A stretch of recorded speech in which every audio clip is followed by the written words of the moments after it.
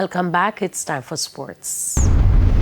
Co-owner of Grand Slam Track League American Michael Johnson has hailed the opening three-day meet in Kingston a success despite low spectator turnout at the National Stadium. The ultra-rich Grand Slam, which is looking to revolutionize the sport of track and field, got off to a below-expected start on Friday with a low spectator turnout a major discussion point on social media. The low spectatorship forced organizers to allow high school students in the bleachers free for the final 2 days, while persons were allowed free entry to the bleachers before 5 p.m. on Saturday's second day. Speaking to TVJ Sports on Sunday, Johnson says they will assess all aspects of Grand Slam, but the first meeting at the National Stadium met expectations. Right now we're just celebrating that, that we had a great event. Athletes and fans enjoyed it, and we will continue. We'll continue to improve. There's some things we'll learn from here that we'll improve on in Miami.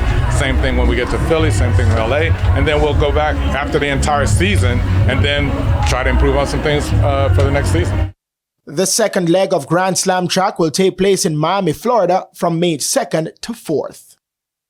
Assistant coach of the Reggae Girls, Dion Burton, says the team will have to regroup quickly and learn from their mistakes as they get ready to face Mexico in their second friendly international in Kansas on Tuesday. The Reggae Girls, who are on a 4-game unbeaten run, conceded 3 goals in the first half of their first friendly international against the Mexicans and never recovered. We're going to go back and look at tape and see where we made mistakes and obviously try and learn from them and try to nullify them in the second game. That's all we can do. So we learn from our mistakes and we move on. That's great. It's a great honour to be able to come here and be part of this tour. And we're going to take a lot away from it. We're halfway through it, and we go again Tuesday evening, and we'll be ready to go.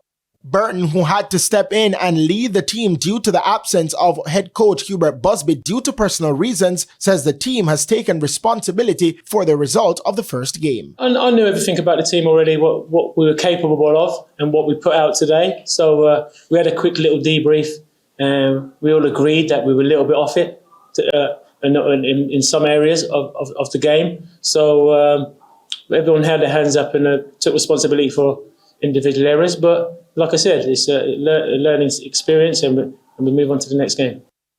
And finally, third place Arnett Gardens can cut the deficit at the top when they face Tivoli Gardens, as 2 matches are scheduled in the Ray and Nephew Jamaica Premier League at the Anthony Spalding Sports Complex today. The Junglists are on 66 points, while Tivoli Gardens are just 2 points off of playoff spot on 47 points in 7th position. That match kicks off at 7:45 p.m. In the curtain raiser at the same venue, Racing United are also in with a shot to qualify for the playoffs when they play Chapelton Maroons. Racing United are on 45 points in 8th, while Chapelton Maroons are 9th on 33 points. That match starts at 5 p.m. I'm Christopher Scott, and that is your Midday Sports Report.